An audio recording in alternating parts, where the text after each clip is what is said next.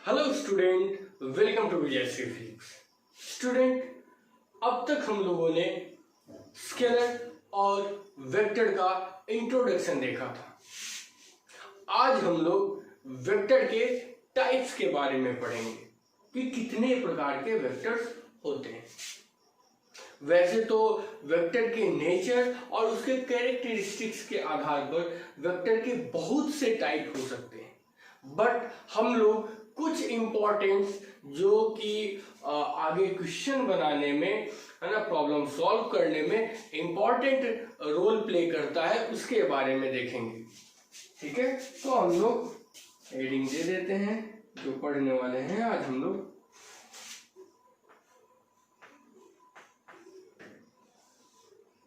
Types of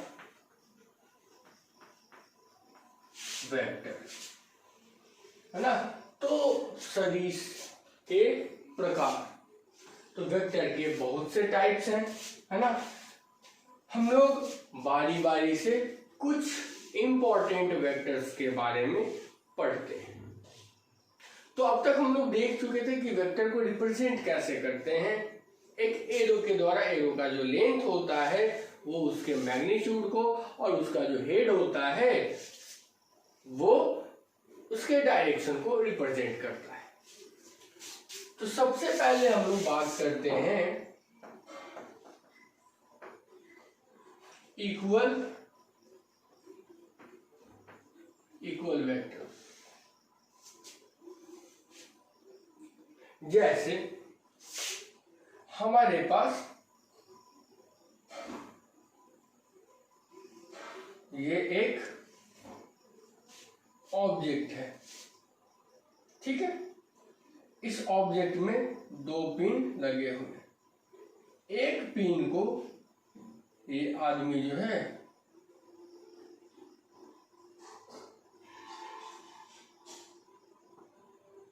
पकड़ के खींच रहा है, उसी तरह से दूसरे पिन को ये दूसरा आदमी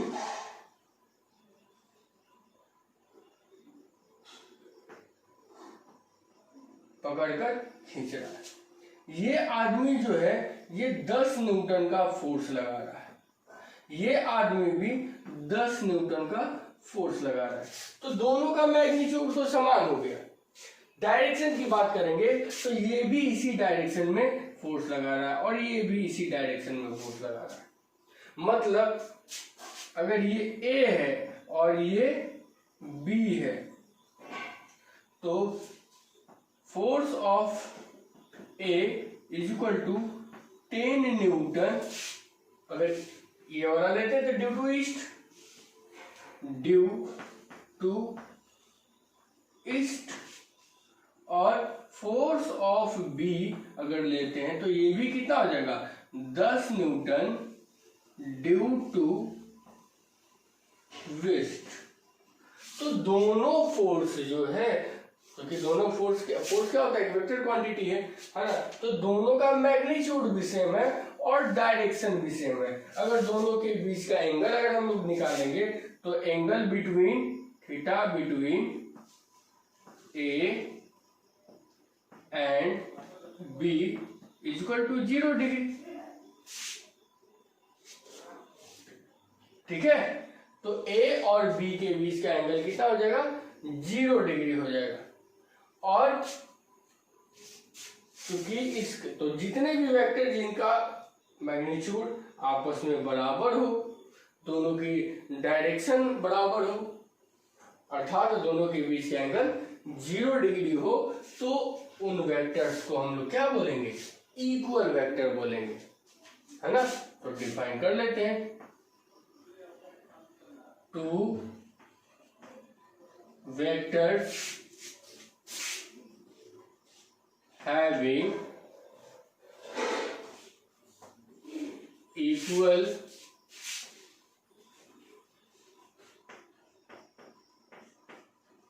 magnitude and direction. Two vectors having equal magnitude and direction, that is theta between them is 0 degree, then the vectors are called equal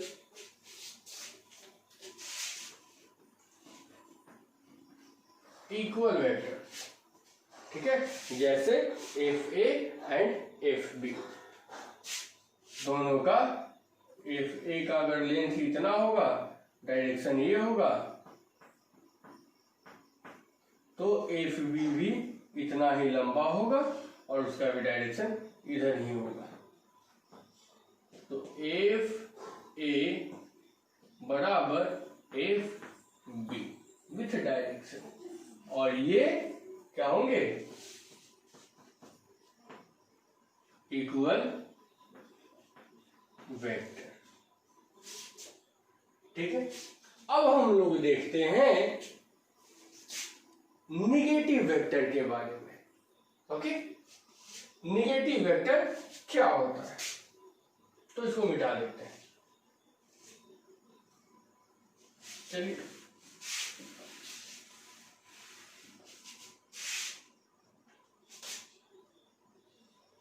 ये एक बेस हुआ,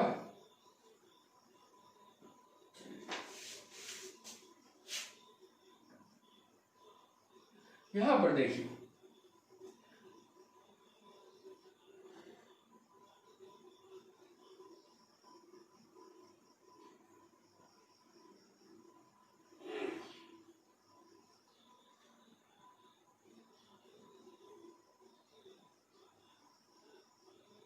ये आदमी जो है इसको इधर की ओर 10 न्यूटन फोर्स लगाकर खींच रहा है। किधर खींच रहा है, इधर। तो ये बॉडी किधर मूव करेगा, इधर मूव करेगा। तो अभी ये पोजीशन ए है, तो एफ ए इक्वल टू कितना हो जाएगा, ये नॉर्थ की तरफ है, 10 newton due to north, sorry east, नहीं ये ईस्ट की तरफ है, सॉरी एक इधर है, ईस्ट की तरफ है, तो ड्यू टू ईस्ट। अगर हम क्या करते हैं, इसको अलग पोजीशन पर डाल देते हैं,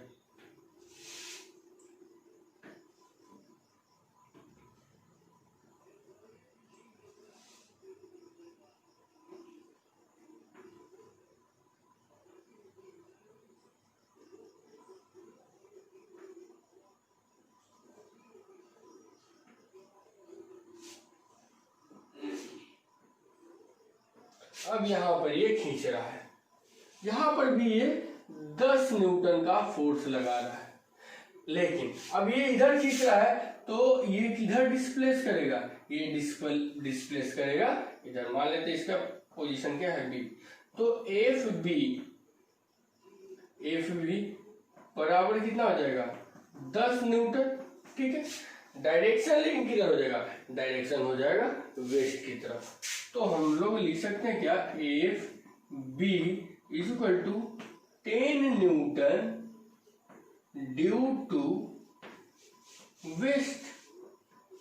तो यहां पर देखिए, ये एफ ए और एफ बी दोनों का परिमाण बराबर है, लेकिन डायरेक्शन की बात करें, दिशा की बात करें, तो दोनों एक दूसरे की जस्ट अपोजिट है। मतलब दोनों के बीच का एंगल 180 डिग्री है। थीटा बिटवीन देम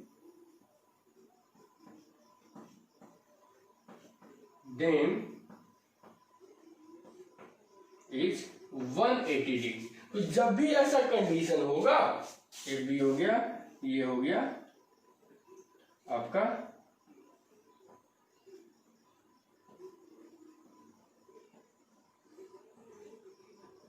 ना, ये हो गया 10 न्यूटन इधर, ये हो गया, है ना। तो यहां पर देख लीजिए, बी जो है ए मैग्नीट्यूड के बराबर है। लेकिन अगर डायरेक्शन की बात करें तो डायरेक्शन अपोजिट है, मतलब वेक्टर एफ ए का magnitude is equal to magnitude of F B, but direction के हिसाब से देखेंगे तो F A is equal to, अगर ये पॉजिटिव एक्स एक्सिस की तरफ है तो ये नेगेटिव एक्स एक्सिस की तरफ है, तो यहां पे लिख देंगे क्या, माइनस एफ पी। तो जब दो वेक्टर जिनका मैग्नीट्यूड एक समान हो लेकिन डायरेक्शन जस्ट अपोजिट है, जस्ट अपोजिट मतलब दोनों के बीच का एंगल 180 डिग्री है, तो पहला वेक्टर दूसरे का निगेटिव वेक्टर कहलाता है। मतलब b जो है a का निगेटिव वेक्टर होगा या a b का निगेटिव वेक्टर है ना। तो हम लोग लिख सकते हैं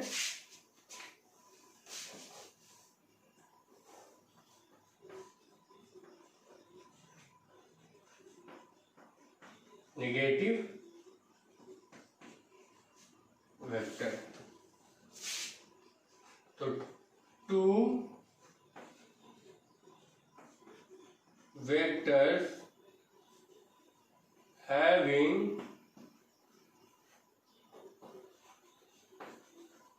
equal magnitude but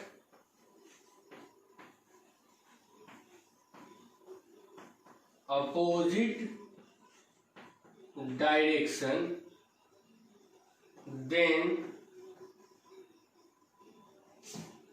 one is called others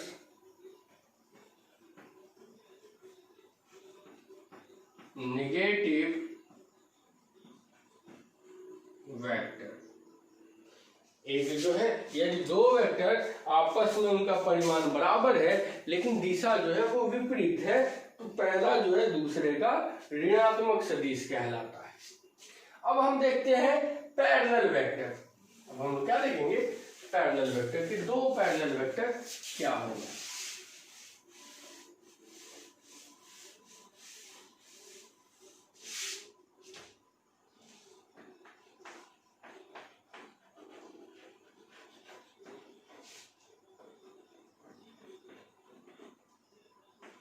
समांतर सदिश है ना। तो दो सदिश, दो वेक्टर जो है एक दूसरे के पैरेलल है, मैग्नीट्यूड उनका अलग हो सकता है, एक ए है तो दूसरा एन ए हो जाएगा, तो डिफरेंट मैग्नीट्यूड हो सकते हैं लेकिन दोनों के बीच में डायरेक्शन हमेशा 0 डिग्री होगा।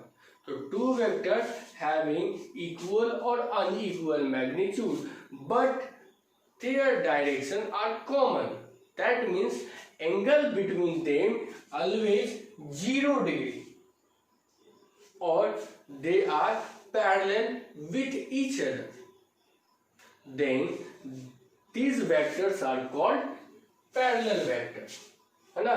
जब दो सदिश या उनसे है ना उनका परिमाण आपस में बराबर हो या नहीं हो परंतु उनके बीच का कोण 0 डिग्री हो अथवा वे सभी एक दूसरे के समांतर हो, तो उस प्रकार के सदिश समांतर सदिश कहलाते हैं। तो लिखेंगे vectors having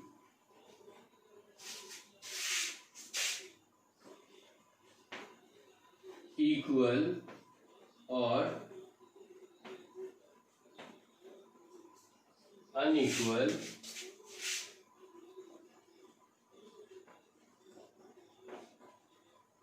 magnitude and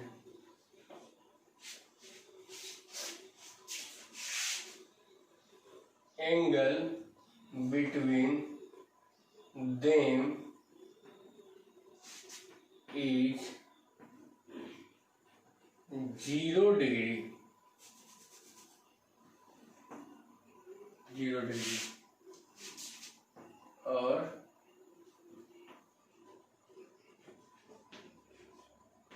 2 each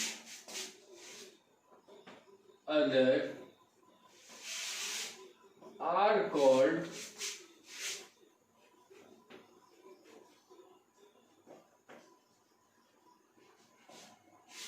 parallel vector. जैसे एक वेक्टर है इस डायरेक्शन में 10 न्यूटन का और दूसरा है 15 न्यूटन का, लेकिन दोनों का डायरेक्शन सेम है। दोनों के डायरेक्शन, दोनों को अगर हम एक पे डालते हैं तो दोनों के बीच का थीटा इक्वल टू कितना हो जाएगा? 0 डिग्री। ये ए है और ये बी है। तो अगर वेक्टर ए की बात करें तो A equal to 10 newton due to X axis, और बी की बात करें तो 15 newton due to X axis. तो दोनों का डायरेक्शन सेम है लेकिन मैग्नीट्यूड अलग है, उससे कोई फर्क नहीं पड़ता, है ना। तो A and B are parallel vector, ठीक है। और जब ये दो वेक्टर हैं, है ना, एक दूसरे से 180 डिग्री का एंगल बनाएंगे, मैग्नीट्यूड चाहे जो भी हो, है ना, एक दूसरे से 180 डिग्री का बनाएंगे, अर्थात एक दूसरे के एंटी पैरेलल होंगे, तो यही वेक्टर क्या कहलाएंगे? एंटी पैरेलल वेक्टर कहलाएंगे, ठीक है। एंटी पैरेलल वेक्टर, है ना, मतलब एक वेक्टर जो है इस डायरेक्शन में है और दूसरा जो है इस डायरेक्शन में, एक 10 न्यूटन और एक 15 Newton.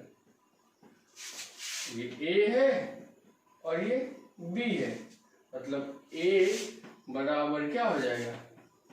10 newton due to X axis और B is equal to 15 newton due to X dash axis. तो दोनों के बीच का थीटा कितना हो जाएगा? Theta is equal to 180 degree. और इसलिए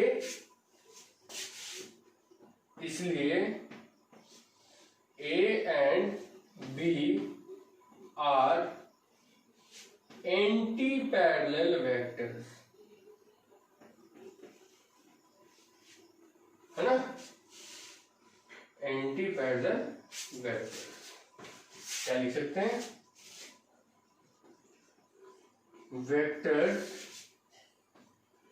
हैविंग इक्वल और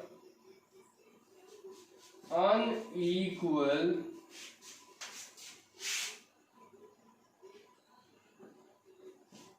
magnitude and theta between them is 180 degree और anti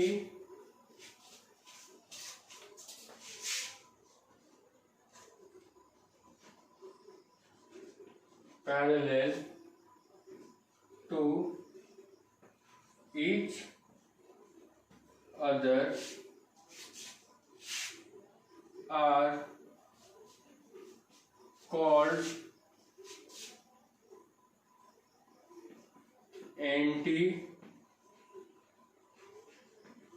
anti-parallel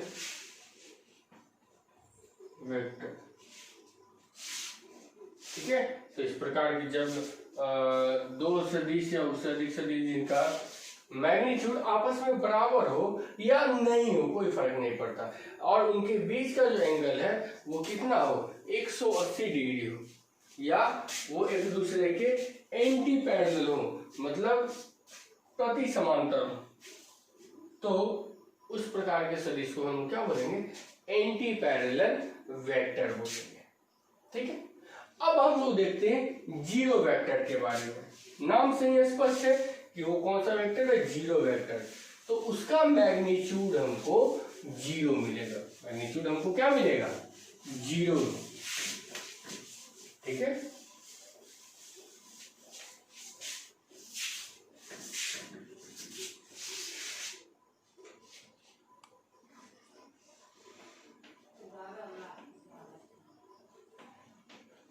zero zero vector. ठीक है, जैसे समझिए जैसे कि कोई कार है यहाँ पे,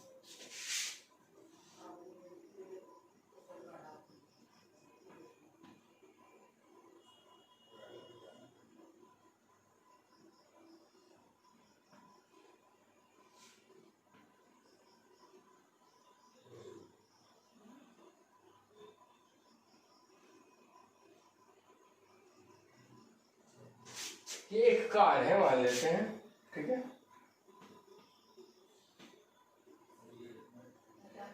ये कार यहां से चलना, यहां से चलना स्टार्ट करेगी, तो ये इस डायरेक्शन में जा सकता है, या घूम के इधर जाए या घूम के इधर जाए, कहीं पे भी जाएगा। जब ये चलना start,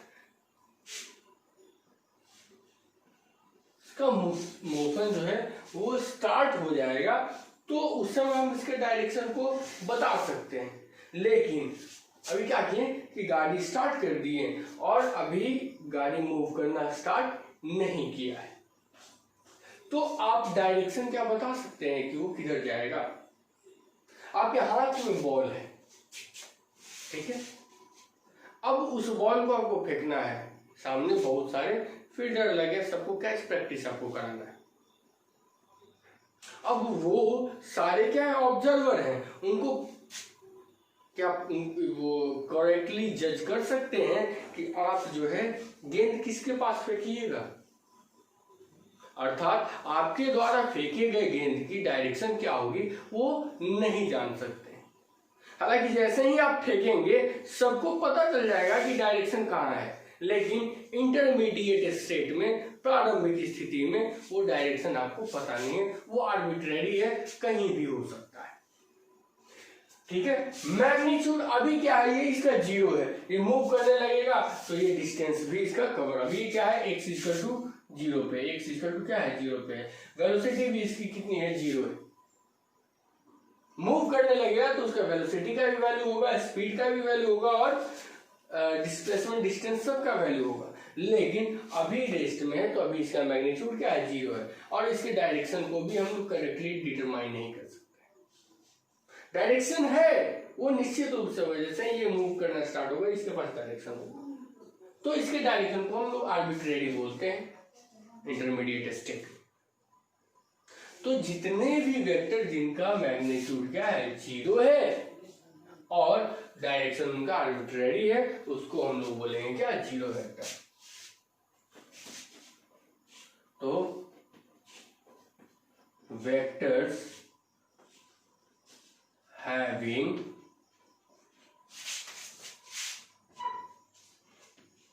zero magnitude and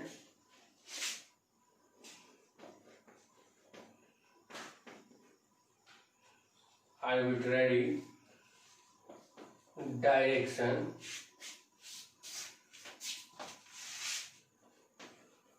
then the vector is called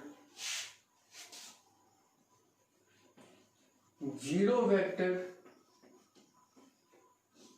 ठीक है, इस प्रकार के वेक्टर को हम लोग क्या बोलेंगे, जीरो बोलेंगे। अगर ए कोई वेक्टर है और इसका मॉडल निकालते हैं तो इट इज इक्वल टू हमको क्या मिलेगा, जीरो मिलेगा। तो ये हो गया हमारा जीरो वेक्टर। अब हम लोग देखते हैं पोलर वेक्टर के बारे में कि पोलर वेक्टर क्या है। पोलर वेक्टर, लोकलाइज्ड वेक्टर है ना, non localised vector, unit vector, axial vector, ये सारे अभी बहुत सारे हैं, लेकिन जो इंपॉर्टेंट है हम उसी के बारे में पढ़ेंगे। एक मिनट,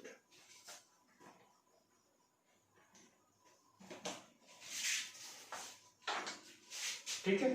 तो हम लोग सबसे पहले लिखते हैं पोलर वेक्टर।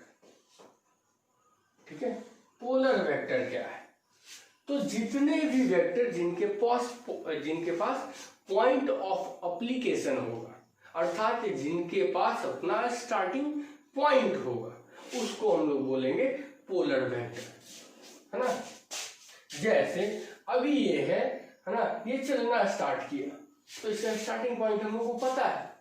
अगर ये फोर्स लगा रहा है, हम किसी चीज पर फोर्स लगा रहे हैं, किसी को खींच रहे हैं अपने तरफ, तो स्टार्ट कहाँ से करें, स्टार्टिंग पॉइंट हम है ना, हमारे पास है स्टार्टिंग पॉइंट। तो ये क्या हो गया, पोलर वेक्टर, जिसका भी हमको जिसके पास भी स्टार्टिंग पॉइंट होगा, जिसका होगा कि हाँ यहाँ पर स्टार्टिंग पॉइंट है, कहीं ना कहीं स्टार्टिंग पॉइंट है इसका, उसको हम लोग बोलेंगे पोलर वेक्टर। ठीक है, तो the vector which have point of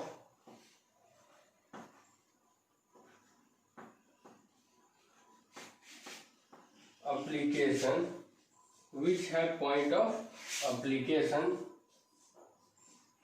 or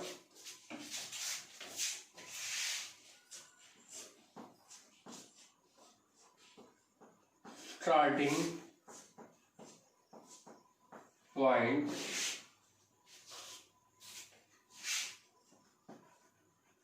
then the vector is called polar vector, है ना। जैसे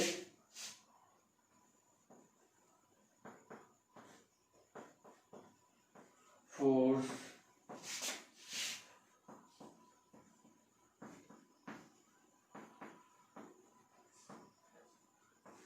displacement,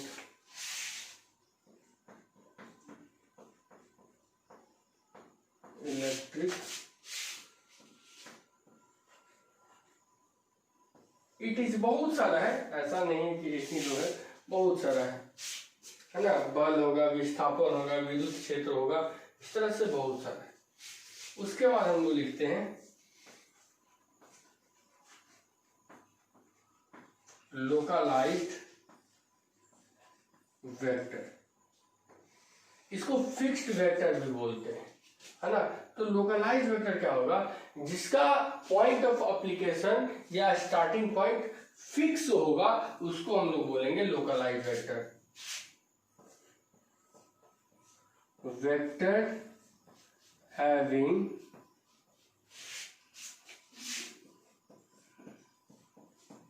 fixed point of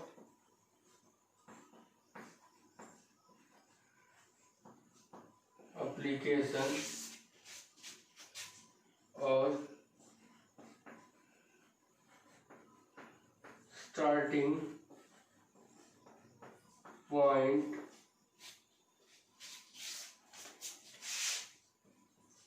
is called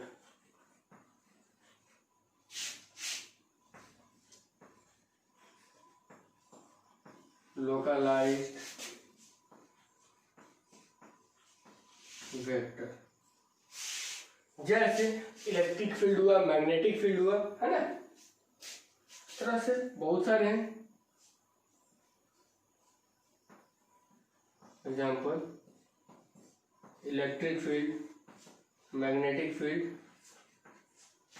बहुत सारे हैं जिसका अभी फिक्स हो जाएगा कि हाँ ये पॉइंट चेंज नहीं करेगा, वो हो जाएगा आपका क्या, localise vector. Non localise vector में क्या हो जाएगा कि फिक्स्ड पॉइंट नहीं है उसके पास, एप्लीकेशन ऑफ जो है पॉइंट ऑफ एप्लीकेशन या स्टार्टिंग पॉइंट उसका फिक्स नहीं, वो कहीं भी हो सकता है, तो उस तरह को हम क्या बोलेंगे, नॉन लोकलाइज वेक्टर बोलेंगे।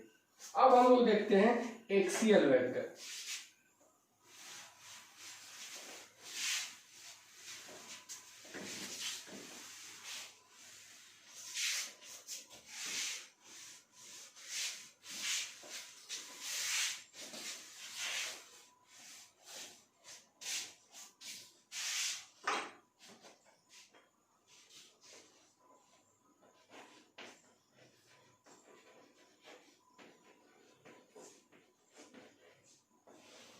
एक्सियल वेक्टर, तो देखिए राइट हैंड थंब रूल के अनुसार ये चलता है। जैसे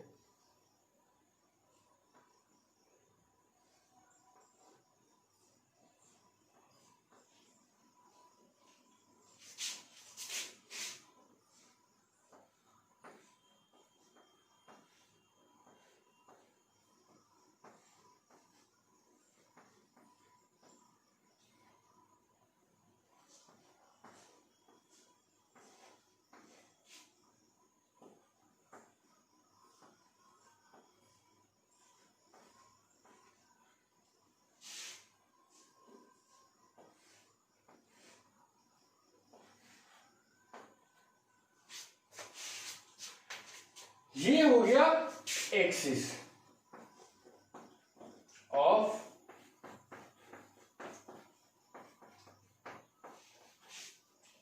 ऑफ रोटेशन। कोई भी बॉडी को अगर हम रोटेट करते हैं ऐसे, तो अगर ये इधर से रोटेट करा रहे हैं, मतलब देखिए डायरेक्शन ऐसे, मतलब ऐसे रोटेट कर रहा है, तो हमको जो वेक्टर का डायरेक्शन मिलेगा, रिजल्टेंट का डायरेक्शन, वो अंगूठे की दिशा में मिलेगा। अगर हम इसको अपोजिट इस तरीके से करते हैं, मतलब ये ऐसे मुड़ रहा है, तो मुड़ने के केस में हमको डायरेक्शन किधर मिलेगा, इस डायरेक्शन में मिलेगा। ये रोटेशनल एनालॉजी से होता है, रोटेशनल इफेक्ट के कारण इसको दिया जाता है कि जब कोई भी बॉडी जो है किसी एक्सिस के अलोंग रोटेट कर रहा है, ऐसे रोटेट कर रहा है ना, तो उसके एक्सिस के अलोंग कुछ वेक्टर क्वांटिटी हमको एज ए रिजल्टेंट मिलते हैं, और उस वेक्टर क्वांटिटी को हम लोग बोलते हैं एक्सियल वेक्टर, है ना। वो ऊपर की तरफ भी हो सकते हैं और नीचे की तरफ भी हो सकते हैं, डिपेंड करता है कि वो रोटेट किस तरीके से कर रहे हैं। अगर वो ऐसे रोटेट कर रहे हैं ऐसे, तो ये ऊपर की तरफ जाएंगे, मतलब सीधे दिखा रहा है, रोटेशन का दिखा रहा है ऐसे,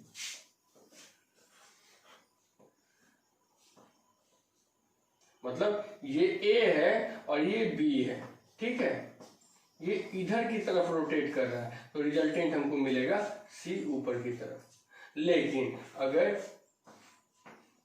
ये ए है और ये बी है, तो ये इधर की ओर रोटेट करेगा, तो रिजल्टेंट हमको मिलेगा नीचे की तरफ, है ना।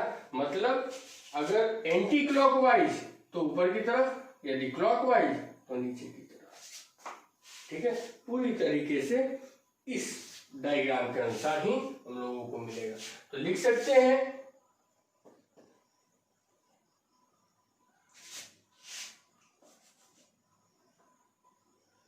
when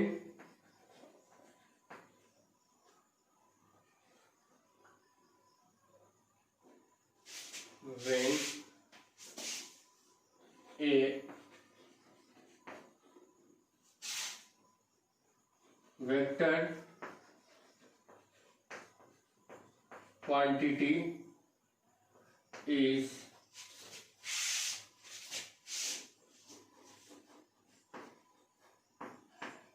obtained due to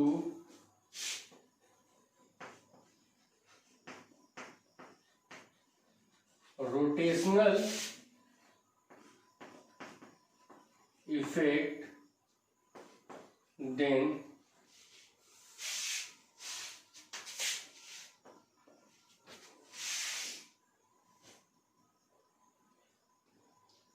the vector, then the quantity is called vector quantity, है ना। then the quantity is called vector quantity. इसका डायरेक्शन हमेशा होगा along the axis, its direction always along the axis. Okay, इसका direction हमेशा axis के along होगा, ठीक है। अब हम लोग देखते हैं यूनिट वेक्टर।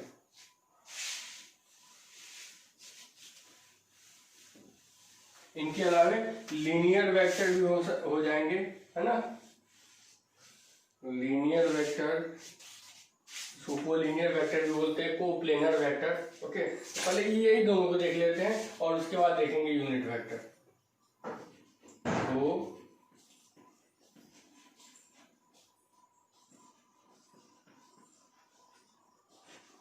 कोलिनियर वेक्टर, ठीक है। तो जितने भी वेक्टर जो है एक ही लाइन पर हैं, जितने भी वेक्टर क्वांटिटी जो एक ही लाइन पर है, मतलब उनके बीच का एंगल या तो 0 डिग्री होगा या 180 डिग्री होगा।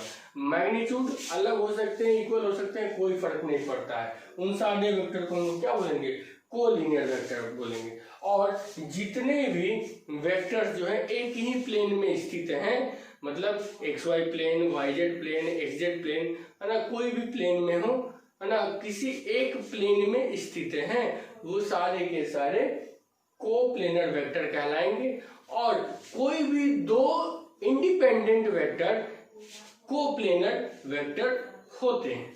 तो पहले कोलिनियर को हम लोग लिख लेते हैं।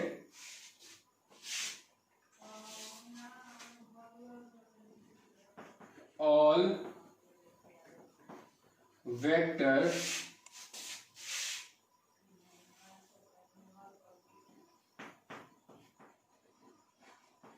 situated, all vectors are situated on a common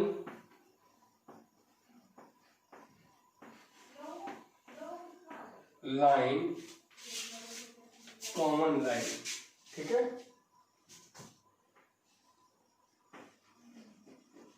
having equal or unequal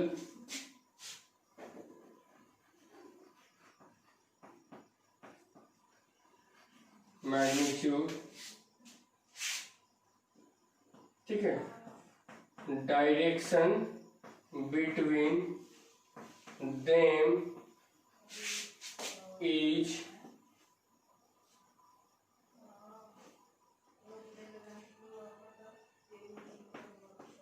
either 0 degree और 180 डिग्री are called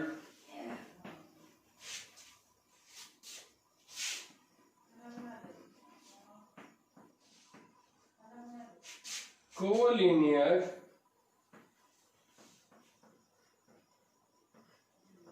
वेक्टर, है ना। एक ही उभयनिष्ठ रेखा पर स्थित सभी सदिश जिनका परिमाण आपस में बराबर हो या ना हो और उनके बीच का कोण या तो 0 डिग्री हो या 180 डिग्री हो, संरेखीय सदिश कहलाते हैं। जैसे ये एक लाइन हो गया, तो यहाँ पर एक वेक्टर ए हुआ, ये एक वेक्टर हुआ बी, यहाँ पर एक वेक्टर हुआ C और ये एक वेक्टर हुआ D। तो देखिए, तो C जो है इसके साथ ना ही 0 डिग्री बना रहा है, ना ही 180 के साथ भी, ना तो वो 0 डिग्री बना रहा है और ना ही 180 डिग्री बना रहा है। तो इस स्थिति में देखिए, इस कंडीशन को कौन फॉलो कर रहा है? A, B और D।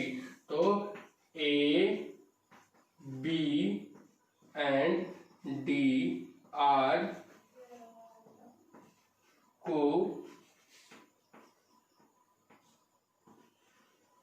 कोलिनियर वेक्टर कहलाएंगे। ठीक है, अब हम लोग देखते हैं coplanar vector. Okay,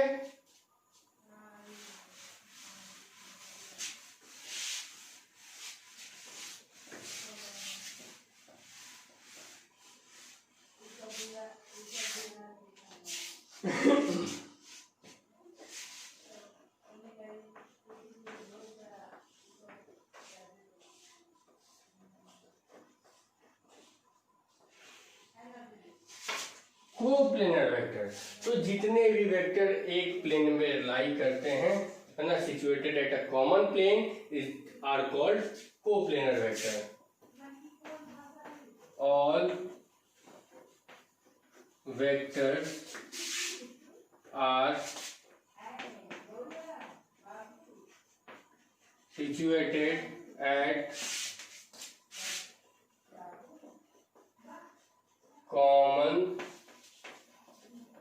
plane are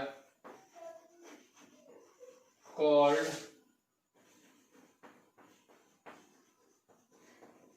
coplanar vector. ठीक है, कोई भी दो इंडिपेंडेंट वेक्टर जो होते हैं वो कोप्लेनर होते हैं। Any two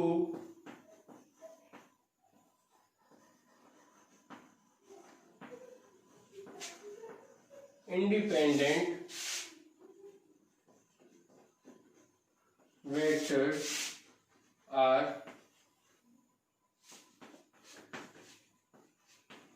coplanar vector। ठीक है, अब हम लोग देखते हैं यूनिट वेक्टर के बारे में कि यूनिट वेक्टर क्या होता है। तो नाम से स्पष्ट है कि वैसा वेक्टर जिसका मैग्नीट्यूड कितने के बराबर होगा? 1 के बराबर होगा, अर्थात इकाई होगा। तो देखिए कि अगर किसी सब्जेक्ट, किसी भी मतलब वेक्टर क्वांटिटी में हम लोग गुना करते हैं यूनिट वेक्टर से, तो उसके मैग्नीट्यूड में कोई प्रभाव नहीं पड़ता है ना, डायरेक्शन चेंज कर सकता है। यदि स्केलर, कोई स्केलर क्वांटिटी है और उसमें भी हम यदि एक यूनिट वेक्टर से मल्टीप्लाई करेंगे तो वो एक वेक्टर क्वांटिटी बन जाएगा।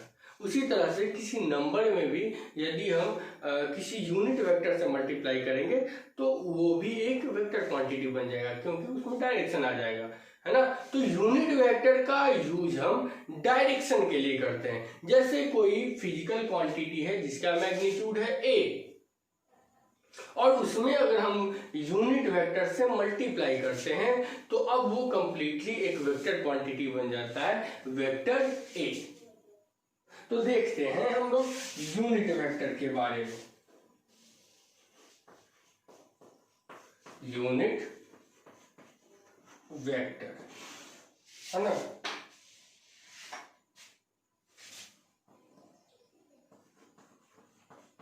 Vector having unit magnitude is called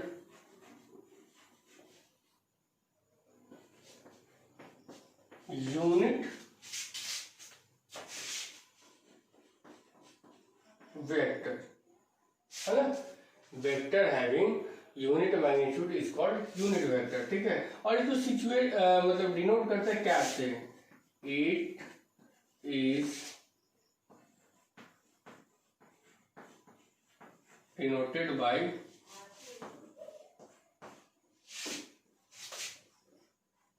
उसको बोलते हैं कैप। जैसे हमारे पास unit vector of A, unit of A equal to क्या आ जाएगा, ए कैप। ठीक है, जब किसी भी क्वांटिटी में हम यूनिट वेक्टर से मल्टीप्लाई करते हैं तो उसके मैग्नीट्यूड पे कोई प्रभाव नहीं पड़ता है। एनी वेक्टर चाहे any quantity, any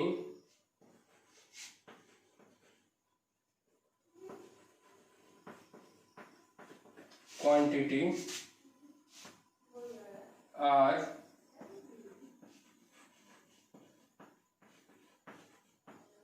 multiplied by unit vector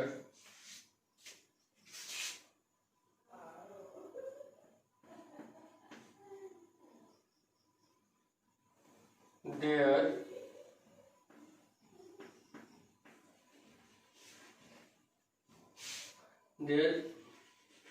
magnitude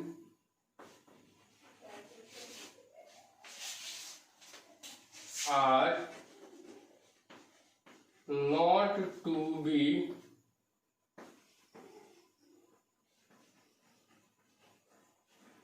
changed, है ना, उसके मैग्नीट्यूड में कोई प्रभाव नहीं पड़ता है।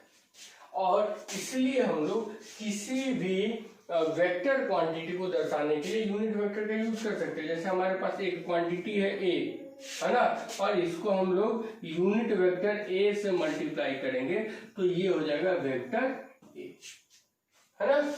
और हम जानते हैं वेक्टर ए का जो अगर हम लोग मॉडुलस निकालते हैं तो इट इज इक्वल टू होता है ए, है ना। तो यूनिट वेक्टर अगर निकालते हैं तो यूनिट वेक्टर इक्वल टू क्या हो जाएगा, vector by mod of vector A, है ना, ये हो जाएगा। इसको दूसरे फॉर्म में भी लिख सकते हैं, unit vector A equal to A बटा मॉड ऑफ वेक्टर ए। ठीक है, तो इस तरीके से भी हम लोग नोट कर सकते हैं, है ना। तो ये हो गया यूनिट वेक्टर। ठीक है, इसके बाद हम लोग देखेंगे ऑर्थोगोनल यूनिट वेक्टर, है ना। तो पहले इसको नोट कर लीजिए, फिर ठीक है, फिर हम लोग ऑर्थोगोनल यूनिट वेक्टर देखेंगे और उसका ऑपरेशन देखेंगे, उस पर से कुछ क्वेश्चन हम लोग बनाएंगे। ओके, ठीक है, तो पहले इसको नोट कीजिए।